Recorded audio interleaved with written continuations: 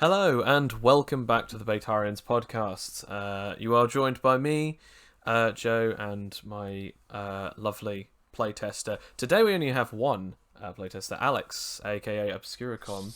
Uh, you you are only able to join us. However, I was the only survivor. the only survivor.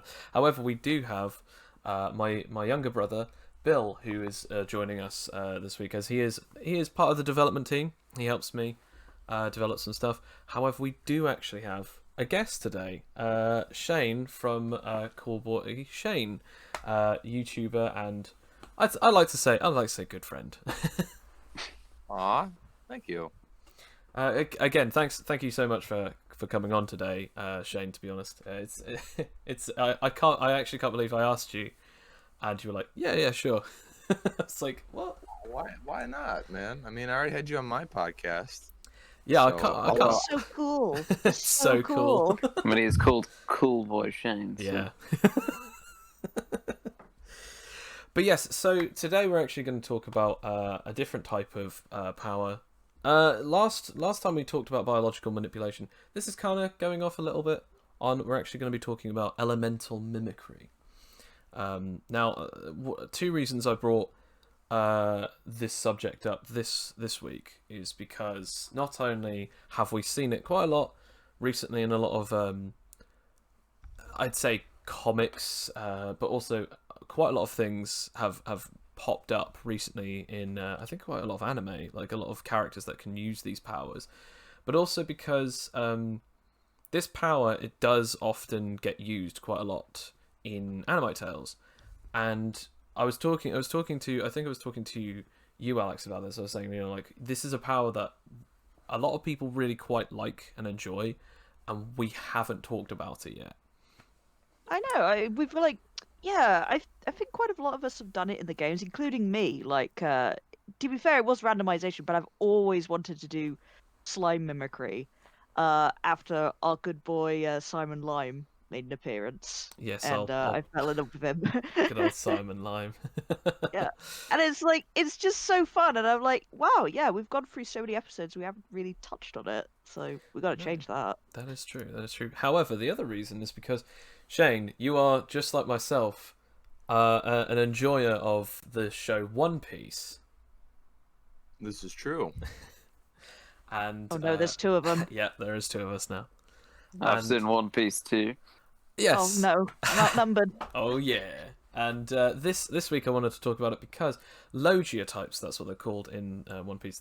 People who eat these fruits called devil fruits or cursed fruits, depending on what horrific dub that you're watching or listening to.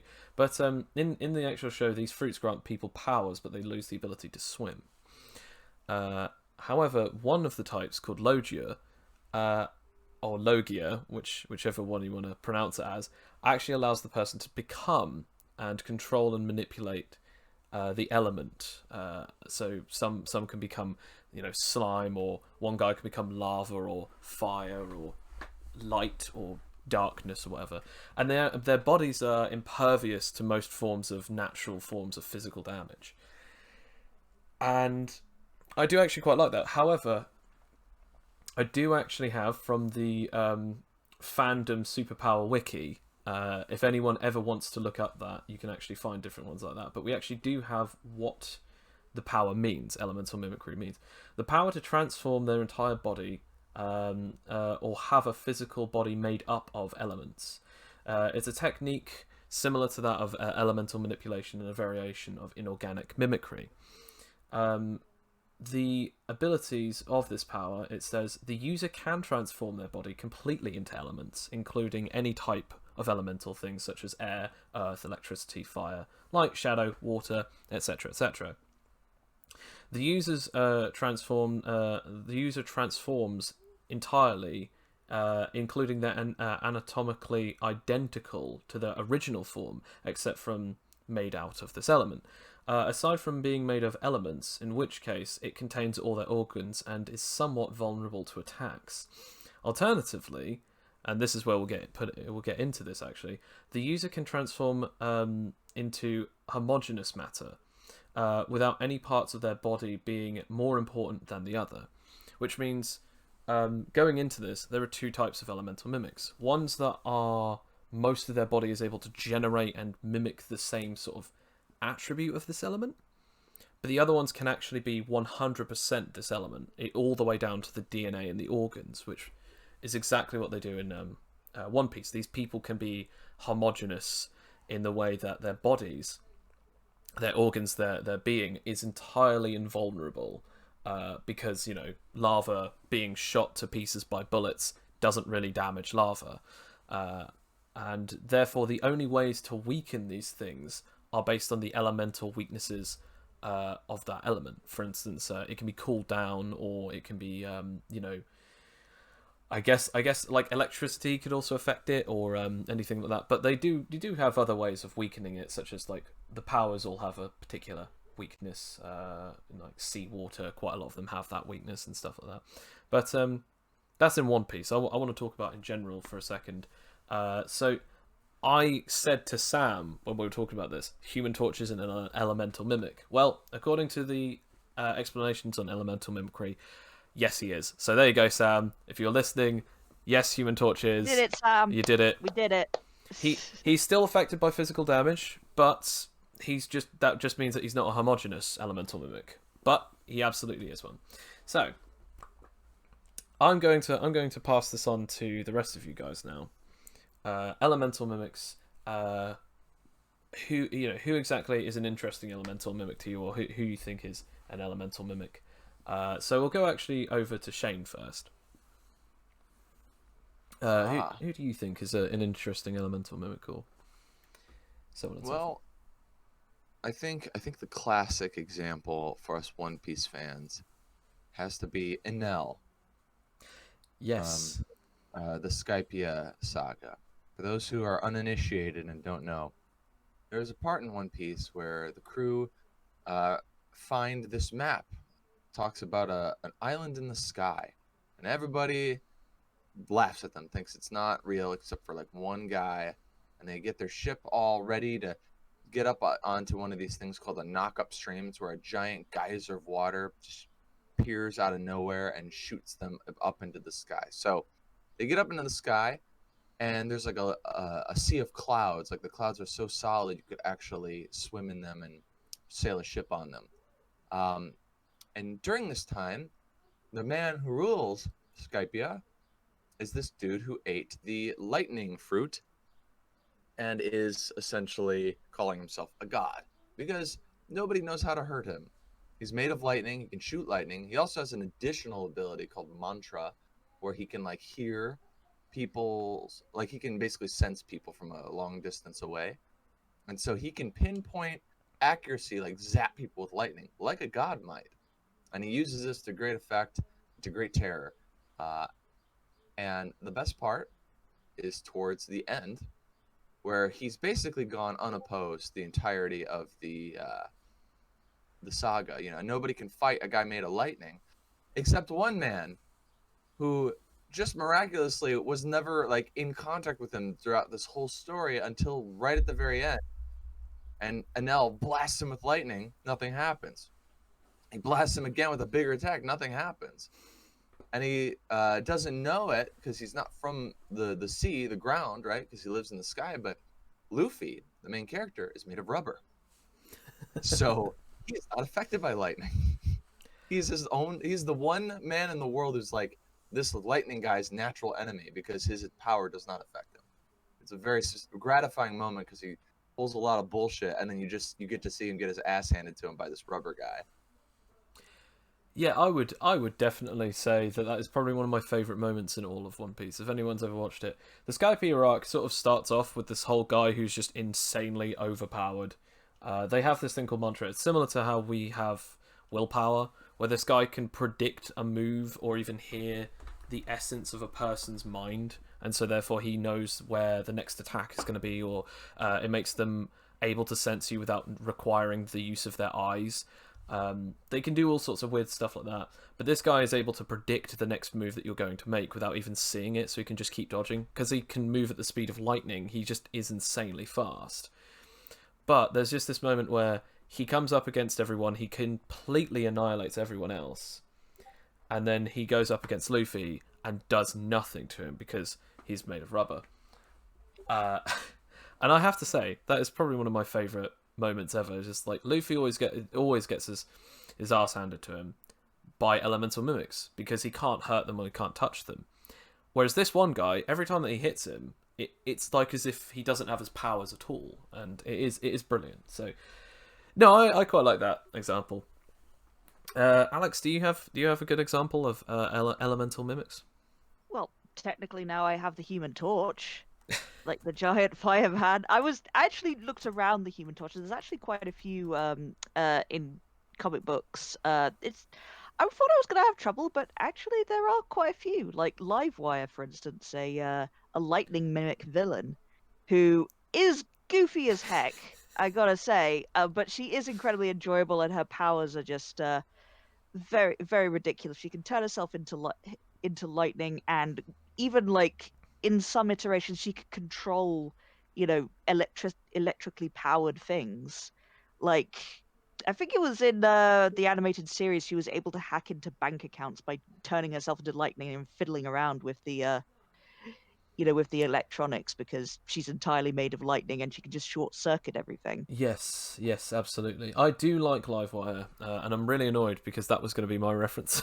Sorry. No, sorry. okay. I've got Sorry. many. Oh yeah. I mean, yeah, and also another one I didn't really think about because it's not her main power set. It's like sort of it's a secondary mutation. Is Emma Frost? She can turn herself into a flexible diamond form. Like her whole Yes. body is just coated in this, the strongest material. Well, next to adamantium, of course, but we don't. Or talk about vibranium, that, like, but vibranium. we Yeah, always talk about don't talk that about for some reason. we don't. Yeah, so she can essentially be invulnerable, and I guess it's like it's kind of unique in a way because I can't think of any other superhero or villain that has like literally can turn themselves into diamond. So it's very flashy. Would you like to say it, Bill, or should I? Yes, Diamond Josie. Diamond Oh Josie. no! It's a One Piece podcast, folks. There's something for everyone. It really is. There is something for everyone in One Piece. I definitely recommend it to anyone. We're not what's the word? We're not sponsored by One Piece, but I wish I was. Hit me up, Oda. That would be just like we know we made it, where like I don't know, the writers of One Piece just say, "Hey, would you like some merch? Would you like to talk about our latest things?" And then I'll just hear this scream in the distance, and it'll be vaguely like, "Is that Joe?" Can be heard from space, just Yeah, Joe fanboy. And I'm like, I know that scream. That's the scream of a One Piece fanboy getting everything he ever wanted. Oh my god! So this That's what is he looks like. Yeah, this is Diamond Jozu from One Piece. He actually does have the ability to coat his entire body in diamonds, as his entire body, limbs, eyes entirely become diamonds. He can move around flexibly like Emma Frost, and he is really strong. However, just like Emma Frost, someone eventually does come around who is strong enough to actually harm him. But I think it's like similar to what happens with another character in One Piece. He uses his powers so much that he doesn't really believe that he could be hurt, and so he's quite surprised when he actually does get hurt by this other character. I can't remember. I think it might have been an ice mimic who kind of freezes him, which doesn't necessarily make sense, but okay. Yeah, plot reason. I mean, I guess that's why I quite like. I don't think of Emma Frost being an elemental mimic first and foremost, because her powers come from the mind mostly, and like Yes. manipulating people. And when she, once she has to throw down, she will. But that's kind of like her sort of way of getting around that. She can be invulnerable, sure, but she wants to like destroy people internally first. And that's how she gets around it. It's like she doesn't even have to coat herself in diamonds. It is really that funny thing of that she is invulnerable inside and out because she can use psychic abilities, and I think there's something about her diamond form which means that people can't actually go into her mind as well. It's kind of an interesting way that they went about it, because I think someone explained it's like oh, well, you can't telepathically affect a diamond. And it was like, that's really an interesting way of going about that. Like, she actually can put up her diamond skin to basically mimic that of a diamond, and therefore, because of that, you can't read her mind. But yeah, I quite like that. But yeah, what about you, Bill? Do you have any favourite elemental mimics or interesting elemental mimics? I don't know what favourite. I mean, there are the more conventional ones like Fire Mimicry with Ace from One Piece, or Yes. well, there's I suppose Smoker, like the first one you see, is an odd one with Smoke Mimicry. Yes, that is true. It's strange that they'd introduce Logia types with him. Yeah. Considering it's like, well, it's smoke. That's not that interesting. But it is quite interesting. He obviously uses it to extend his limbs and fly around and easily make smoke screens and capture people. And there's, I suppose, a conventional one that's not actually used very often is water mimicry. There Yes. aren't really that many characters with water mimicry. Well, there is Hydro Man, of That's course. exactly who I was thinking of. But other than him, I don't think there are that many popular characters with water mimicry. I am actually trying to. Technically, if we were going to make another anime reference, Naruto has the Hozuki clan, who have the ability to, as long as they stay hydrated, they can be bashed and smashed around, and their bodies are just water. Yeah, they do. They do have a weird type of water mimicry. Yeah, I'd still count it because they are resistant I'd or immune. count that. However, Yeah, like lightning is a really bad thing for them. yes, they just turn into sludge for some reason and die. Yes, I mean, which kind of makes sense, to be fair. Yeah, and then there's Kizaru with light mimicry, which is really cool and overpowered. Where he can just travel at the speed of light and bounce off of different objects, and also make explosions with plasma, I'm guessing. Yes, He yeah. can also fly because he's as light as light. Yes, he's like a hologram. Yeah. Which is, I mean, his powers are really cool. They're just great. Actually, from Fullmetal Alchemist, not Brotherhood, which I haven't seen, doesn't one of the homunculi have a sort of type of water mimicry? Yes, in the first ever version, or some people call it the original version, the one that isn't Brotherhood, they do have Sloth, and instead of Sloth being a big tanky behemoth, it's actually a woman by the name of Sloth, and she has liquid mimicry as well. And weirdly enough, the way that they defeat her is they actually transmute some of her liquid to ethanol, and as soon as it comes in contact with the air, she dissipates. Yes, yes, Shane. With this is probably one of my favorite moments where this guy is just like moving through light and just instantly just takes out almost every pirate on the island, like on the archipelago. Just the ability to mimic light is so overpowered. It's brilliant. It's one of my favorite abilities. The interesting thing is, in the One Piece universe, people with devil fruits are weak to seawater, but Aokiji's an ice mimic, so you can just freeze it. Yes, that's another thing that I like. Usually a person who has a specific weakness, if their power is that weakness, but then their ability is to actually basically commit to the bit and get rid of the weakness by some way, level, or form. Yeah, like, technically Kizaru can fly and Aokiji can freeze things, but then for some reason the most devastating power of them all, well, arguably, is Akainu with his lava magma mimicry. powers. Yeah. Lava mimicry. Which is ridiculous, because he can just basically make meteors rain down by shooting clumps of lava up into the sky. Absolutely. He doesn't seem to have a limit to. Like a lot of these mimicry types, they can generate seemingly infinite amounts of themselves. Oh, absolutely. But that's only certain types, because certain types can manipulate their bodies and not generate any more.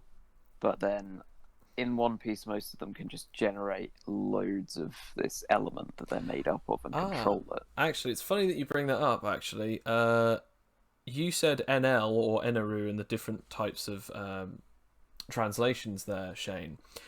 Doesn't he have two things? He can make a large amount of lightning, but he actually has to absorb a large amount to become bigger and more powerful. I don't quite remember. I do know that his grand plan involved using a massive amount of gold because it's a conductor, and that way he could power. It would allow him to power a ship because he wouldn't be able to do it on his own. But using gold as a medium, he could like move through the gold of his own ship in order to give it flight. So Yeah. like there are limits to what he can do, and I think like with running out of power, the devil fruits are notoriously not balanced. Like Yeah, no, that's That true. is the Buggy point. the Clown got the splitting power, which is let's be real. Unless you're fighting lots of swordsmen, it's pretty lame. Like there's not much you can do with that. I like that power, but it is really just inconsequential to a specific point. Like Bill and I were talking about this. Buggy at the point is considered Buggy the Immortal because he can't be killed by any cutting weapons. But Bill and I were saying this: if you had fire immunity, you would be considered immortal if you walked in and you were a firefighter. You know, like walked through fire and did all that. And people would Or be if like, it "Oh, was he's Fire immortal." Force and you're an actual fire mimic. Yeah, exactly. However, Buggy at the time he was fighting people who always used swords, so he'd obviously consider to be the most powerful. Then Luffy comes around and only ever uses punches and kicks, blunt force trauma, and he just annihilates Buggy. Right, but then later on, Luffy is running across this this expanse trying to get to his brother, and the world's strongest swordsman appears. Mihawk decides he's going to start attacking Luffy. Luffy's like, "Well, I don't have time for this," so he grabs Buggy, uses him as Yes. shield, and Buggy gets turned into like 50 pancakes, Yeah. and then they all assemble each other immediately, and Buggy just starts talking shit to Mihawk, like, "Stop it!" I think one of the funniest ones was someone said, like, if he used Haki, how dead would he have been? It's like, is that Buggy's secret? Like, it just, regardless of Haki, he can just keep cutting, keep dicing himself up and is absolutely fine, or does Haki Yeah, still I work? don't know. I mean, Haki attacks the body. However, if the attack is splitting you and you already know how to split, I don't know. It's an interesting thing they haven't really addressed in the show. But it's a little One Piece not addressing something? That's never happened. well. I mean, we still have 900 more episodes. Yeah. Got like another 1,000 to go, guys. For the long haul. I suppose I should big up the Warhammer reference and the Greek god reference while we're still in, because I've just received word from Alfie and Sam that I must do it, Okay. or else I'll receive a penalty if I don't. First of all, the Greek god reference. Gods regularly transform themselves into elements, not just from Greek mythology as well. There's like biblical references to angels appearing as giant humanoid balls of fire. Yes, or those are the cloud. thrones. Yeah. Honestly, one of my favourite mythological, if not theological, pieces. Like in the Bible, if you read it, it's actually I think it's in Ezekiel. They talk about the thrones as being these large balls of fire covered in rings that have eyes on them, and they Not hold very up. comforting. They hold up the kingdom of God, and they are able to insight and see the greatness of and understanding of God. And that's kind of an interesting thing of like even in even in those times, like when the Bible is being written, we actually do have these beings that actually are just mimicking the elements, or if not they are the elements themselves. It's quite interesting as well, because from that mythology, that theology, like it's kind of infected comics quite a lot, because like one of the first superhero comics that Marvel did, like their first flagship superhero was the Human Torch, not the Johnny Storm Human Torch, a different variation of it. And I think that it is sort of like harking back to those kind of myths. It's like what people are familiar with and what people find impressive, because there's nothing more impressive than a man on fire. Like I don't think that you could really compete with it. iconic. It's like it's powerful. It's symbolic of, you know, passion and energy. It's, you know, it's natural that that would be the first thing that they choose and latch onto. Yeah. Yeah. And So of course, what's the Warhammer reference? Yes, we oh must yeah. know. Well, I'll get it first. I would be remiss without mentioning Sam's example before, unfortunately, he had to go away, of Zeus turning himself into gold dust. Oh yeah, yeah, fair So enough. Zeus is a gold dust mimic. Hmm. I can't find any popular culture examples of that. I just think that's a Zeus only thing, and that's kind of neat. I mean, Good there for are him. people who can control and manipulate gold dust, but I don't know if there are actual gold dust mimics. Yeah, I'm not really sure. I also don't know exactly which story that is, because obviously he turned into a lot of different animals to seduce true. women, which was He weird. is a polymorph generally. I Yeah. think. And so He's a man of many talents. what's Yeah, this but Warhammer? I don't know how he's okay. able to have jammed it in even without being in this I one. did well, this is the thing. Thanks to Alfie, I did get curious, and I have been like thinking about Warhammer a bit and getting a little bit into it. So, I mean, again, sorry, Alfie, if this is completely butchering the lore, but I've discovered elementals, which are they're not so much, you know, humans, but they're sort of like they're energy incarnate that have been sort of summoned. They're like they embody the elements that have been sort of formed by druidic priests, and yeah, basically they imitate the form of anyone who summons them. So they kind of are like, you know, elemental mimics without being, you know, actually having an original humanoid form. No, I think that definitely counts, because I would actually be remiss as to remember back when I said, is a being made of elements or a being that can turn themselves Yeah. into elements, and that actually puts us onto the D&D sort of topic. Shane, elementals. That's a good question. Have you ever played as or ever had an elemental in a campaign? Well, I've never played as one, but I have done a lot of reading on elementals in the D&D lore and what they are, because I did play in the Princes of the Apocalypse for a bit, and that deals with elemental planes of chaos and things like that. Oh, cool. So, like in the lore, or at least in Faerun and stuff, you've got your material plane. That's where we are. You've got your two echo planes. The one that's closer to the positive energy plane, that would be your Feywilds, and the one that's closer to the negative energy plane, which would be your Shadowfell, right? And then you've got the ethereal plane that exists throughout. But on the outside of that, still within the inner planes, are your elemental planes. And I'll find a map of the planes of the elements, but essentially each plane sort of merges with the next one to create these like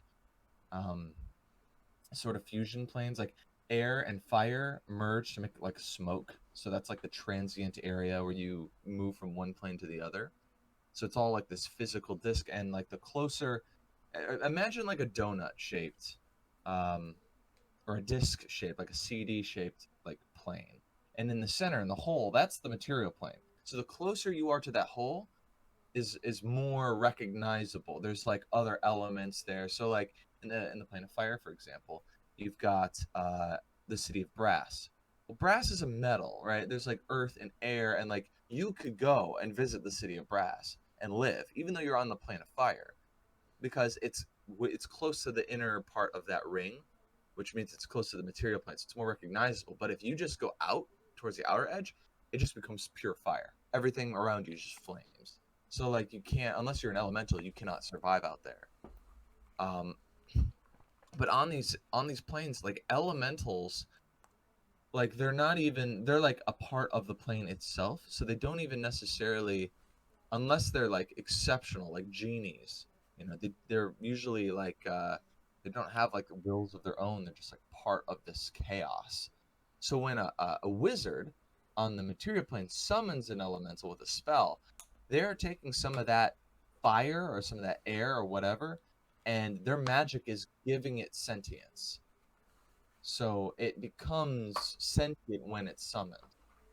And usually it'll do what it wants, but if you lose your concentration on the spell, it goes wild, because it's just chaos that's been given form. It doesn't know what to do. It doesn't know where it's at or why it's there. It hasn't got sentience, or at least its sentience isn't based on the same ways of logic that we have, sort of thing.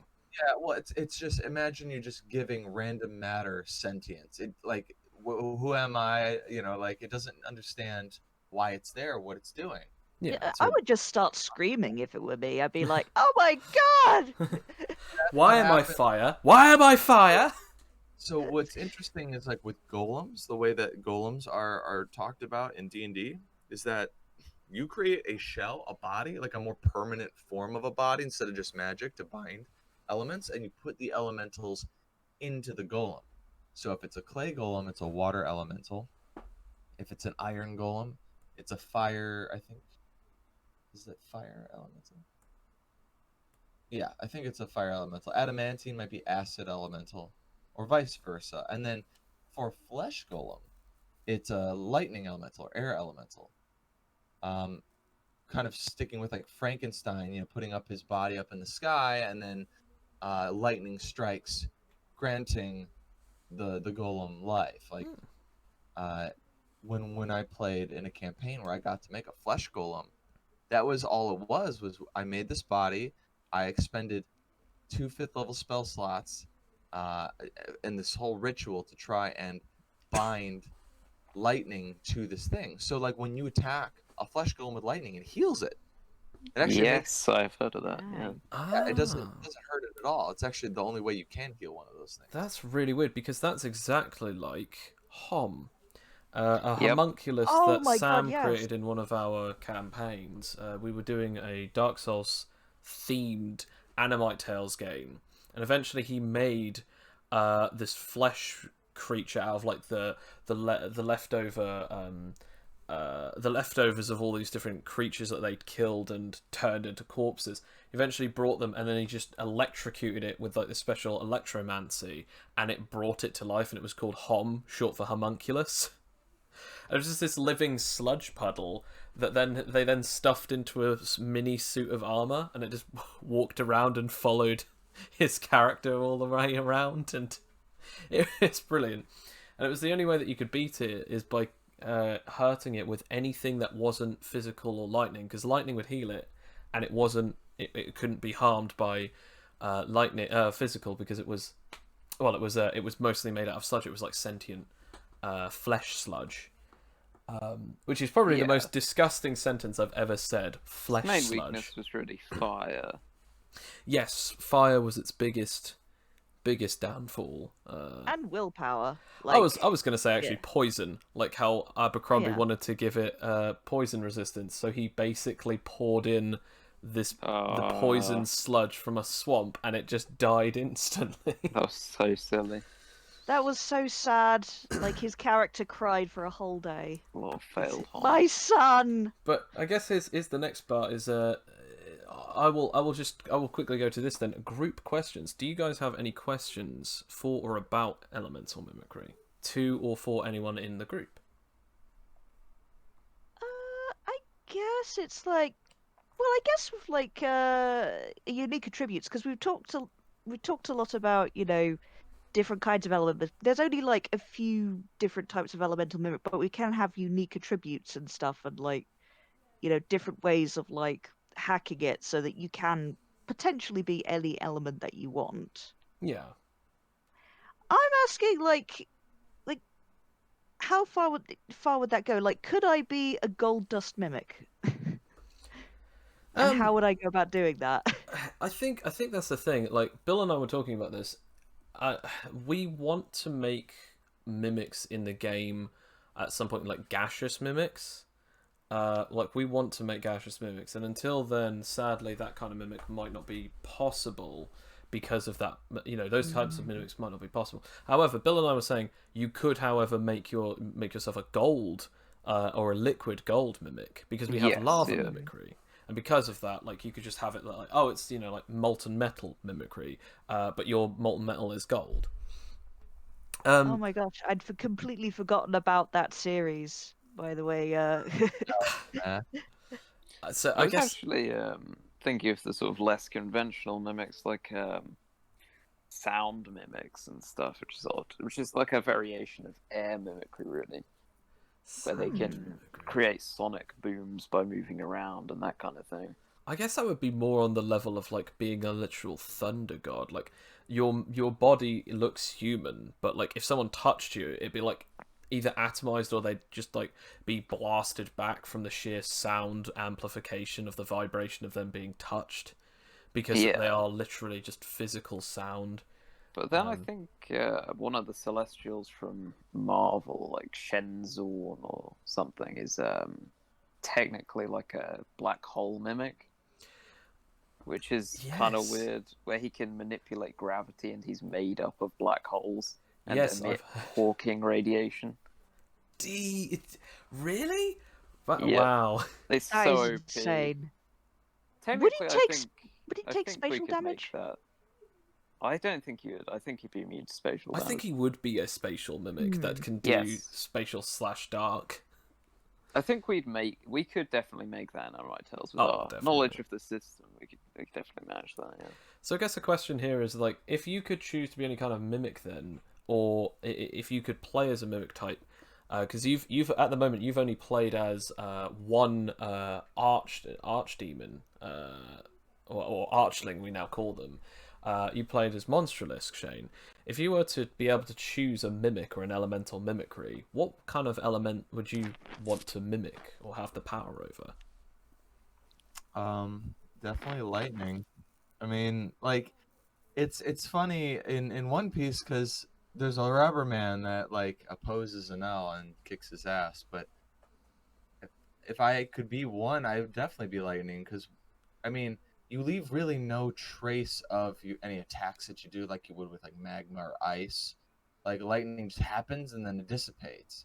And everything's made out of technology, so I could fuck people's technology up. People use a lot of metal weaponry, guns or whatever. Yeah, well, that's now I've got you. Like, you'd have to really plan to fight me in advance if I were an elemental mimic, or if I was a lightning mimic. It definitely, like, you could. I mean, we did have Hawk. We have had an element, a lightning mimic before. I do think that you're absolutely right though. Like without actually, because let's be honest, Luffy is lucky in the situation. If Luffy was in any other situation and went up against any other type of mimic type, he would have had a problem. But because his power is rubber and his is lightning, that's why it was a perfect matchup.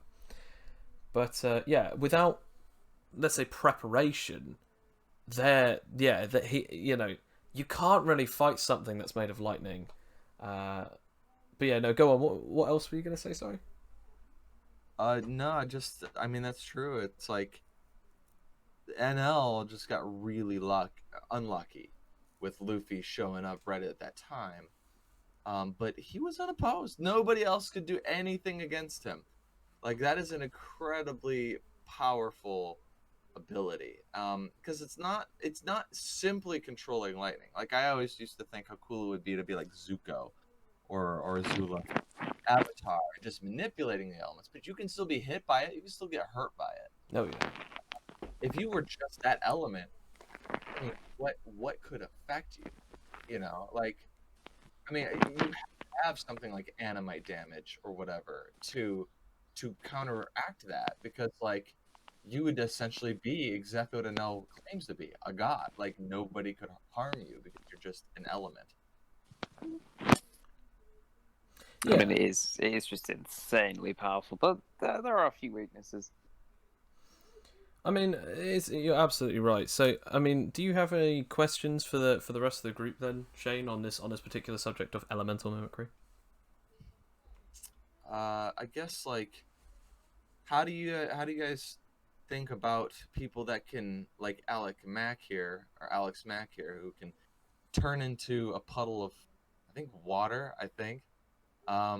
She can't control water though. She can't control liquids. She just becomes a liquid. So like her body technically mimics an element, but she doesn't have control over those elements. So like, what are people's ideas about that? Like, if your body can just become, should those be two separate powers? Should you divide elemental mimicry into one half manipulation, one half body mimicry?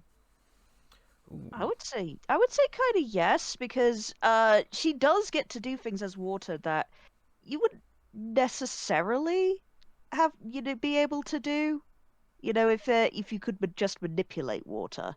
I mean, her entire body is kind of like she could like fit underneath doors and stuff and move herself around. Like someone who can manipulate water, they can break down the door, but they still have to like get through it eventually. They can't literally slide through, small spaces. And it's a different method of using it. Yeah, I think that if you use them both together, then you'd be, you know, quite invincible. But yeah, I I mean, mean, yeah. it is similar to the idea of like, what if you can turn into something, or what if you can assimilate something? Like, yes, you're absolutely right. You could turn into lightning and phase through any piece of metal. But what if you could go into any piece of metal, conduct through it, and then also go through and mess with technology, like with Livewire?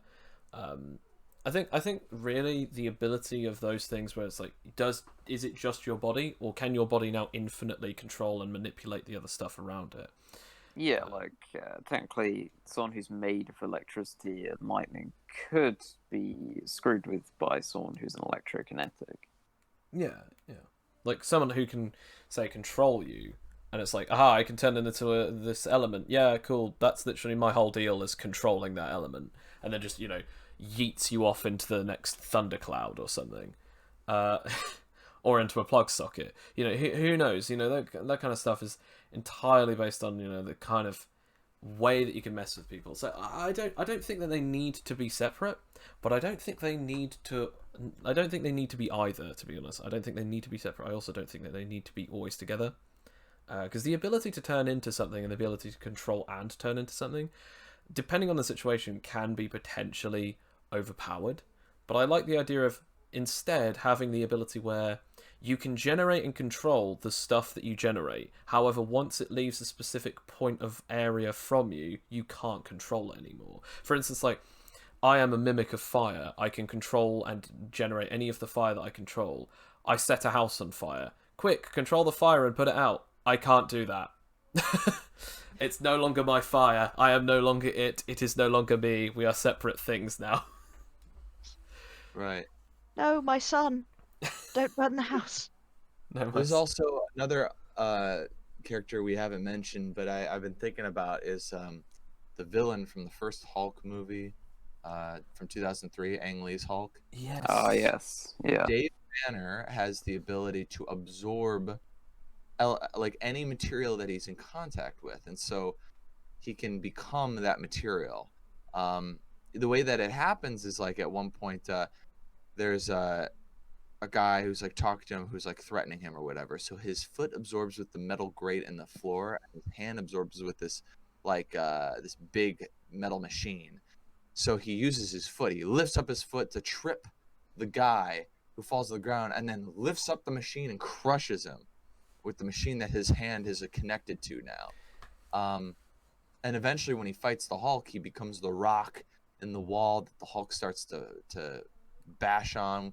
When they're flying through the sky, he's lightning. He becomes lightning.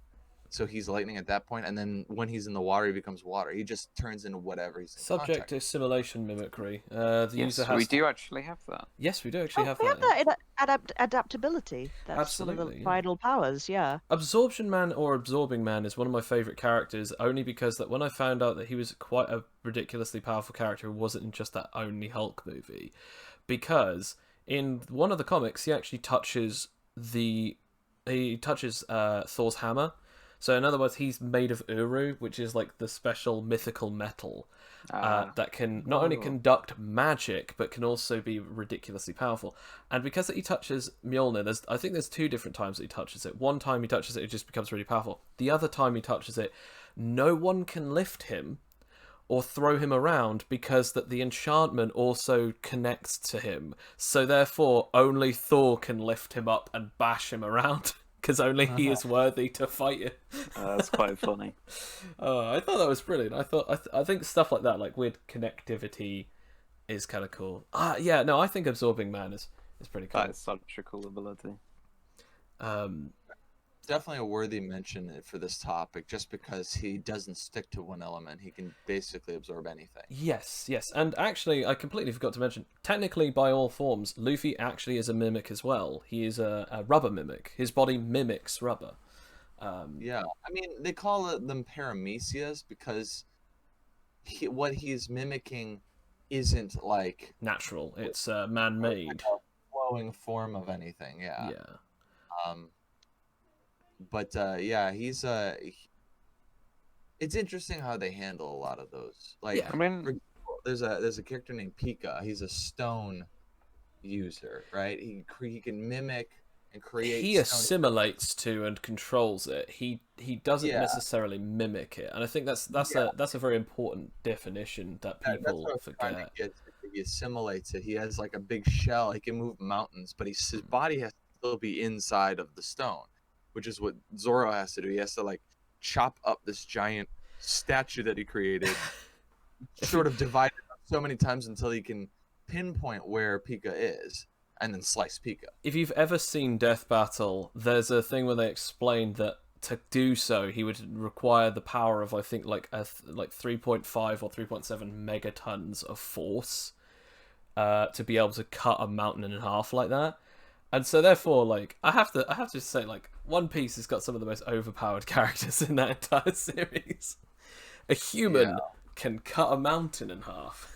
I think there's also, if you're talking about subject assimilation, it's kind of mimicry with Warpole, where he just eats anything, and then he can sort of make parts of his body into it. Yes, he can do that, absolutely. He can eat something and he can become like... I think at one point he eats a load of stuff and he's like, oh yeah, I ate a house, cannonball, load of ammunition. And he just becomes a giant house fortress and he's got like cannons for arms and he just starts shooting at people. Would that be assimilation, though, technically? But technically, yes, it is assimilation, because he eats it and then it assimilates into his body, and then he can mimic the properties of those particular things, and his body actually does take on those physical attributes of that thing. It's not necessarily elemental, but it is mimicry. Yeah. Because I Also, think... Oh, no, go. yes. Yeah, so just thinking as well, like technically, Aspen can be a elemental mimic because one of the final powers of nature manipulation is assimilating into living plant matter. Spirit of the woods, yes, the Yeah, ability to assimilate or actually become a wood or plant person.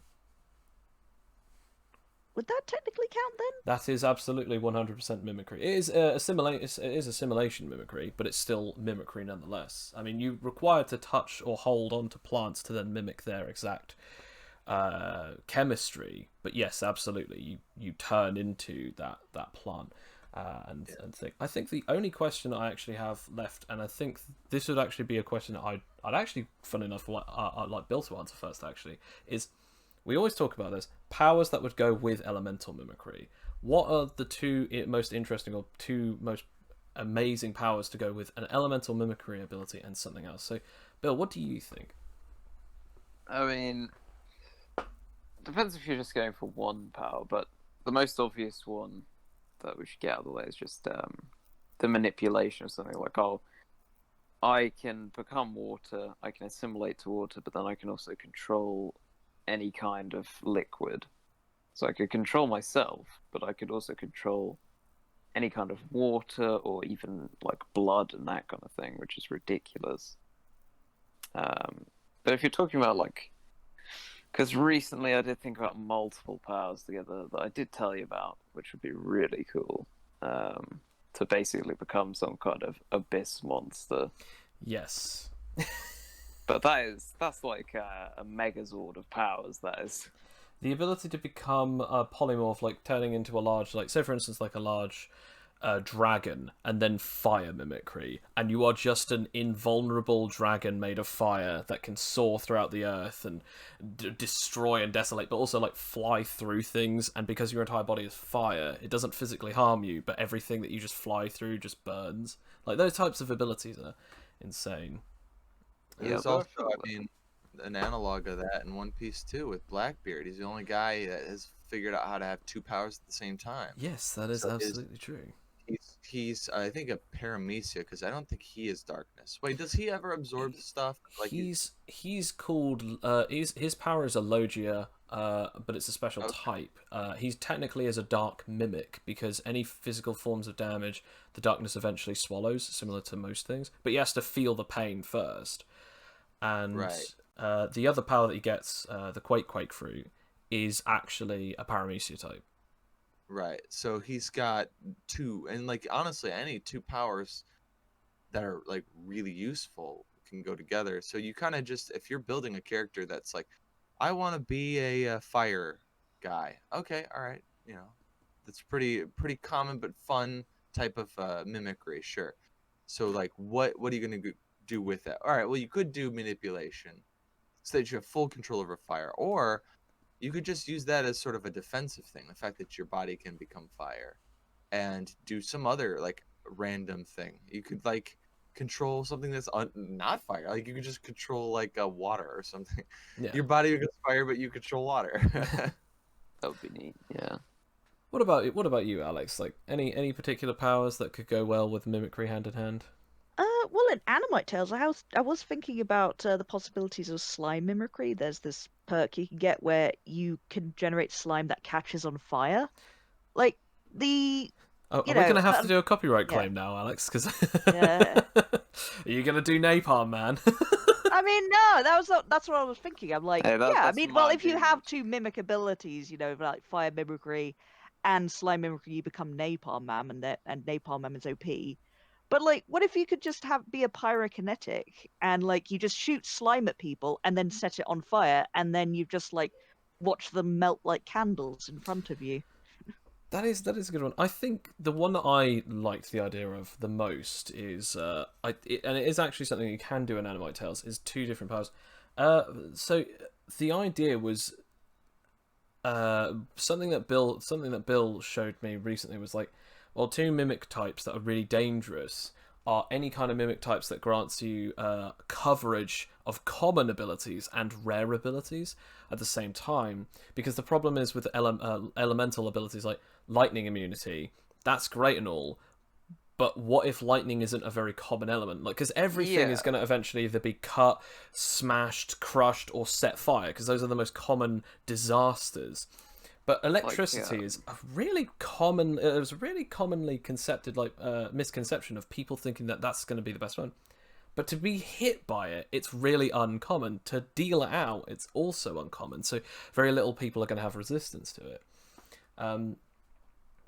So I actually thought the idea of two mimicry modes, fire and lightning, because it's similar to that kind of concept of, well, you have the power of two, one a very common one and two a very uncommon one. So you have the coverage, similar to what you were saying earlier, Shane, like having two different abilities that don't make it too much sense together, or even are funny because that they actually grant you a weird type of coverage. Like, oh, I can do fire, and then anyone else with fire can be doused with my control over water, or the opposite, where it's like I can become water, but I can manipulate fire.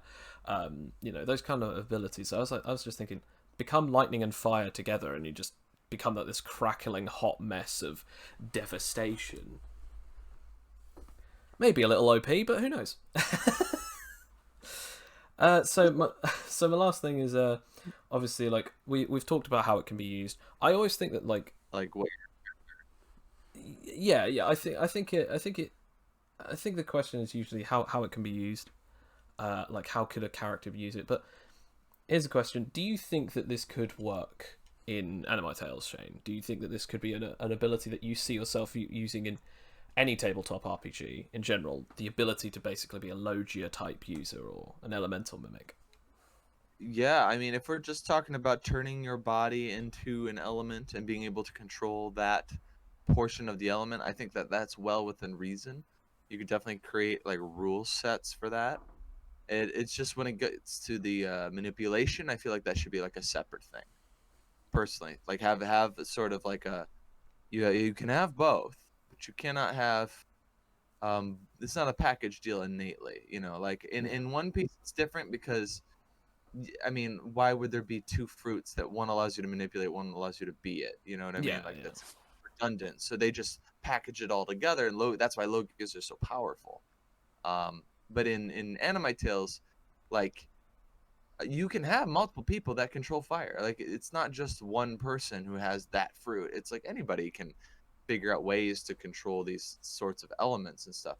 So like, it should be up to the player who's making their character whether or not they want to invest in using 2 power sets on this element. Like, do they want to be the whole package deal, or do they want to split it up somehow? But I do think it does work. I think that that's actually a very useful and desired, I would say, power set to have. Yeah, I mean, in a lot of the ways that I've used this system, I've tried to make sure that every type of power at least gets one or more variants of it, so that then we can actually explore it. Like at least 2 healing type powers, at least 2 or 3 or more control type powers, alteration powers, etc., etc.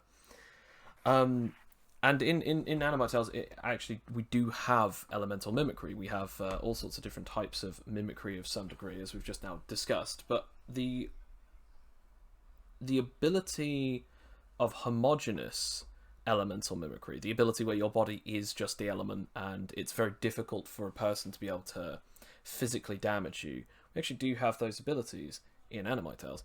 And so, as people who have played at least as a mimic once or twice, Alex and Bill, what are your opinions on it? Do you think that it works well? Do you think that it needs some tweaking, or do you think that there's another way that it could go, be a roundabout way of using it? I think it works pretty well thus far. Although there is something about slime mimicry, which is both a blessing and a curse. A little bit is that, well, with these like split powers, hydrokinesis and and water mimicry, pyrokinesis and fire mimicry, like those can be easily separated down. Slime mimicry, not so much, because you don't really come across slime in the wild. You kind of like have to generate your own, which I think it works well, like, because you kind of have to be both with slime mimicry. Like, you can have slime manipulation because, well, where else is the slime going to come from? It's going to come from you. There would be very rare occasions where it's not coming from you. So Yeah. Well, I think that works that way. You could turn it into like a melting power. You turn stuff into slime. You can melt it free and it becomes slime that you can manipulate or something like that. That is true, similar to Hmm. a particular mochi-based character. Yeah. Yeah, what do you think, Bill? I mean, you've only used a mimicry type once or twice? Yeah, despite playing the game for so long, everyone seems to have played as mimicry types more than me.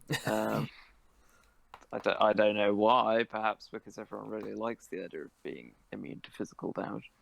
But yeah, I think the interesting thing is, as Alex said, you can have like in Anime Tales, there's fire mimicry and then there's pyrokinesis. There's lightning mimicry, then there's electrokinesis. There's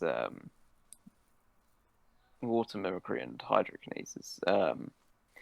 But the thing is, with slime mimicry, I mean, you're right. It doesn't need its own like slime kinesis because it has its own abilities. So with the other abilities, which seem a bit more overpowered, you'd have to spec into 2 separate powers. But with slime mimicry, one of the level 10 abilities is remote slime control, so you can control any slime within a certain range, whether it's your own or, in some rare circumstance, an outward kind of slime from someone else, which is quite interesting. But they do seem to work well at the minute. I don't see any huge problems with them so far. We've fixed a lot of the problems we had with them. I will say this: being as a DM, Shane, have you ever been a DM? I know that you've been a player quite a lot, but have you ever been a DM for a long-term campaign? I've tried, but when I did, it was in Pathfinder. Ooh. If you know anything about that system, that's a lot more difficult to DM than like 5e is or any other real system I've played. So I have experience doing it. I've never finished a campaign DMing. I usually do like one shots. Yeah. I understand that. I definitely understand. I mean, as someone who's currently running and is part of up to 4 campaigns, because I run 2 and then I'm part of 2 others a week, as part of the Animate Tales ones. We actually have certain ones that you can just jump in and out and it doesn't really matter. But you actually have one that's an overgoing stories on Sundays. But elemental mimicry. This ability in our game has this ability where it immediately starts you off with a starter pack of rules, as it says. You can generate or you can control this power whilst you're connected or generating it yourself. If it's an elemental thing that does damage, like fire or lightning, you're immune to it because your body can turn into it. And finally, the first ability is that you can turn one limb or part of your body into this element. Then when you get to the 3rd level, which is the first sort of mandatory perk, so that this, the power is finally growing on you, you get the full body transformation. Depending on what one it is, you get a time limit, and your entire body can become this thing. When your entire body is this element, you are immune to physical damage, and depending on the situation, you're immune to an element that you can dish out. So fire and lightning mimics, they can, whilst they're in their transformations and outside of their transformations, they're immune to the element, but whilst in transformation, they're immune to physical damage. But then they'll have weaknesses, like if a fire mimic is doused with too much water, they will be forced out of their transformation and turned back into their human form.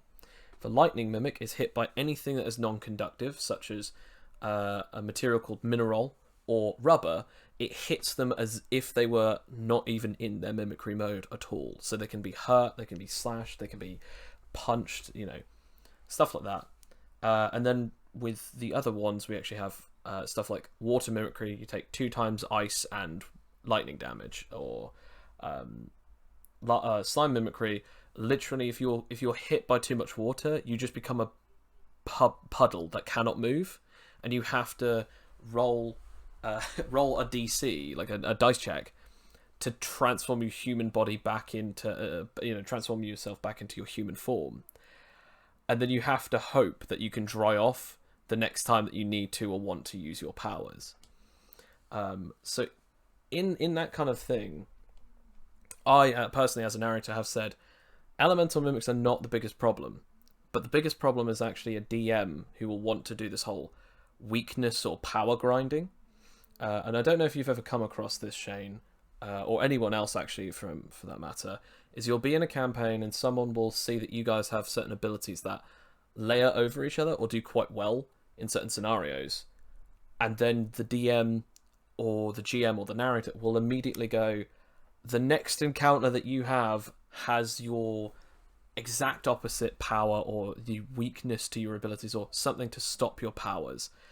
And it's like, okay, that's one off, but then it keeps happening. Kind of like if you were, like say for instance in D&D, a pyromancer, and then it just had this oh yeah, this guy, these guys all have anti-magic weapons and counter spells. That's their main thing. You're constantly finding people who counter spells are now a really common thing, and they can just snap your fireballs out of existence or your flame jets out of existence, sort of thing.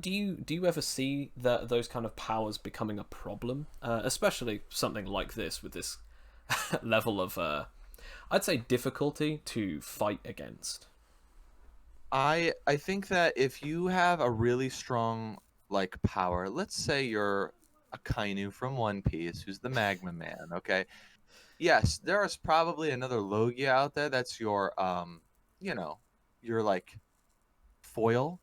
However, if you go up against a strong dude, it doesn't matter if you're Magma. Whitebeard is Tremors and he just fucking destroys him. It doesn't matter that you have this amazing power. There are other powers and other people who are just so strong that they don't need to have a matchup. They'll just figure out a way to hurt you anyway. I mean, that's true. Although, when he gets hit by that, isn't it the fact that he imbues his attack with Haki, which technically means that it hits him and it ignores his physical resistance? I don't think so. They don't really specify. His arm's not clad or anything.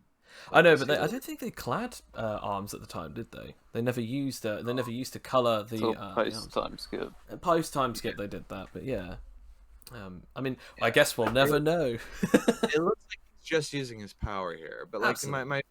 my point is like, if you think if your characters think that they're hot shit just because they have some really great power sets, and most mundane people, mundane villains, whoever can't do anything against them, then you just need to introduce villains who have interesting creative ways of getting around that, or who are so strong that it doesn't matter that you have this edge. It's not enough, right? Like if you depend too strongly on it and you're not concentrating on how strong your opponent is, the opponent might be able to bring you down first, right? So Yeah. like it doesn't necessarily have to be this matchup game. Like that can be interesting. That could actually be a great returning nemesis for a party.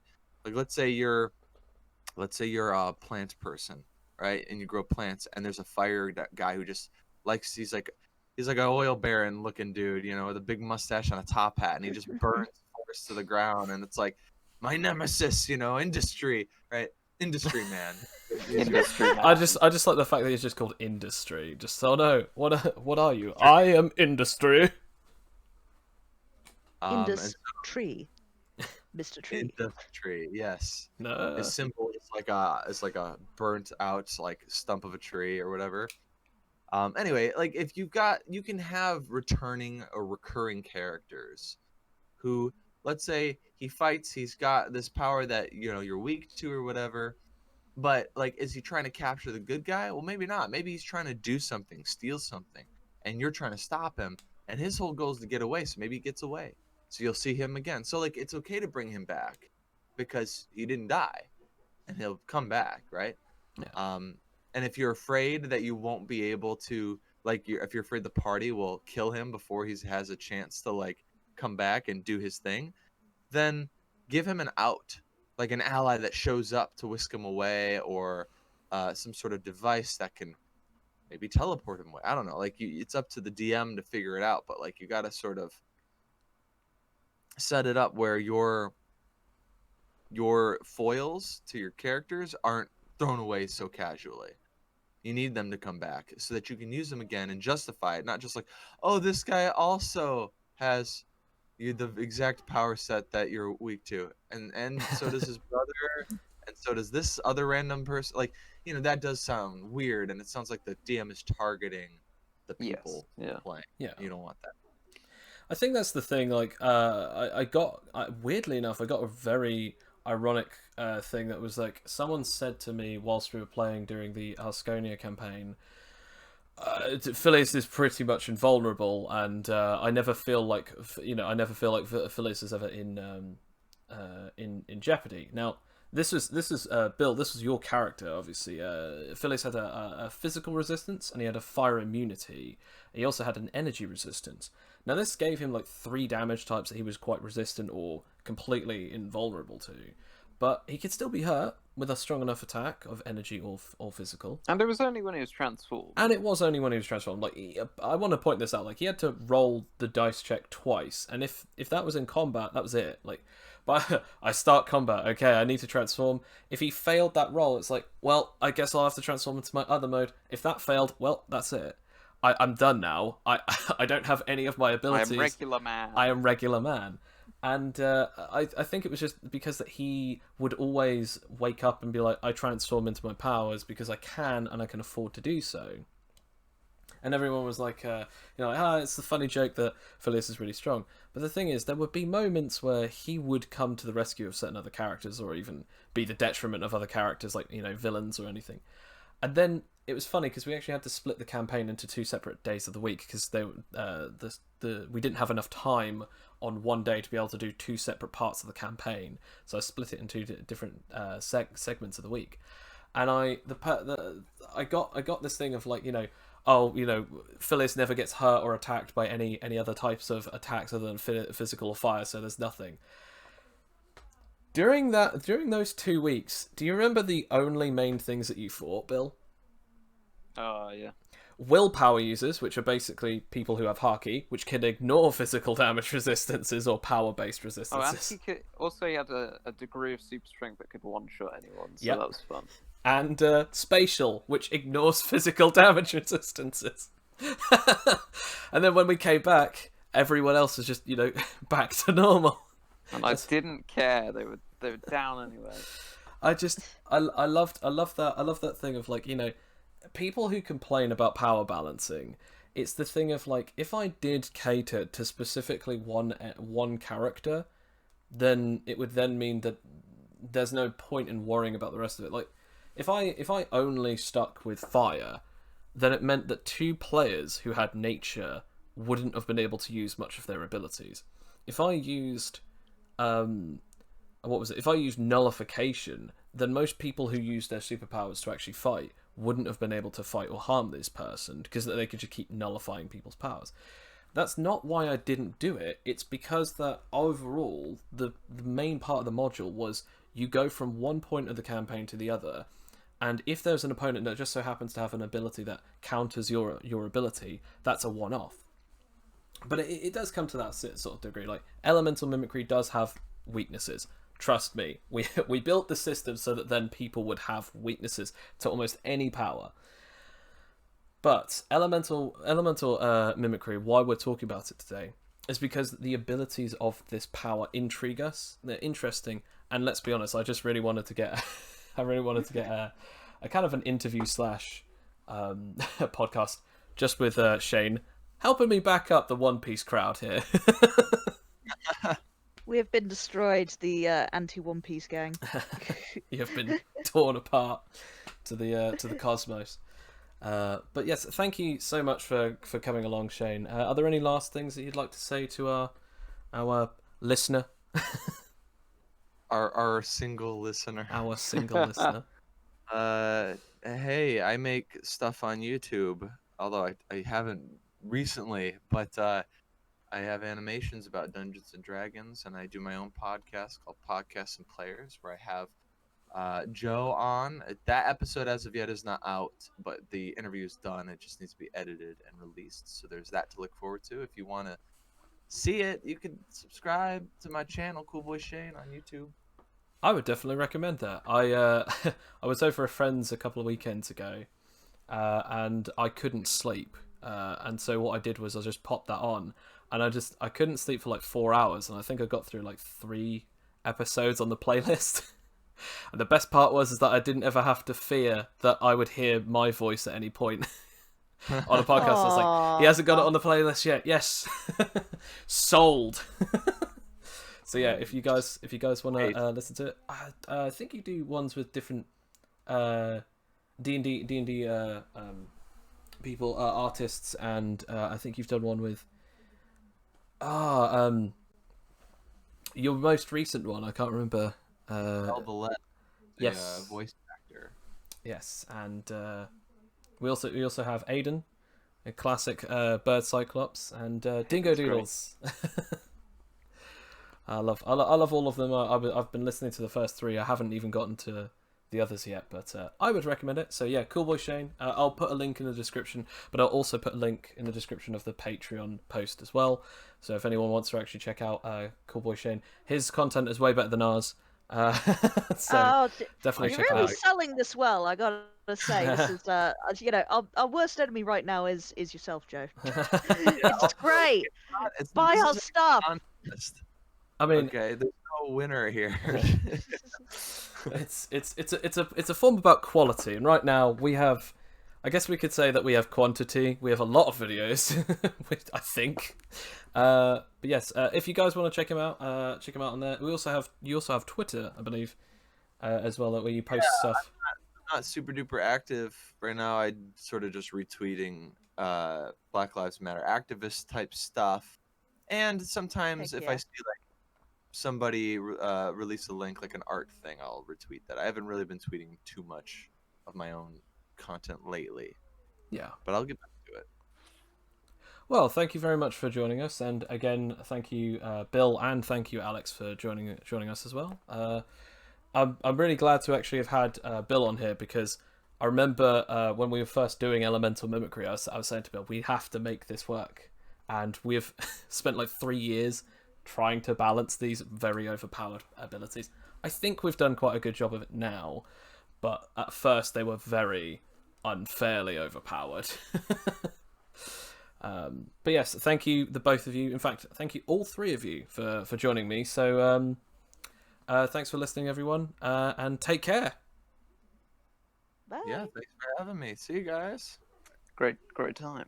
And as Sam would say, see you in the future. Classic Sam. Classic Sam. Or as Alfie would say, later, y'all.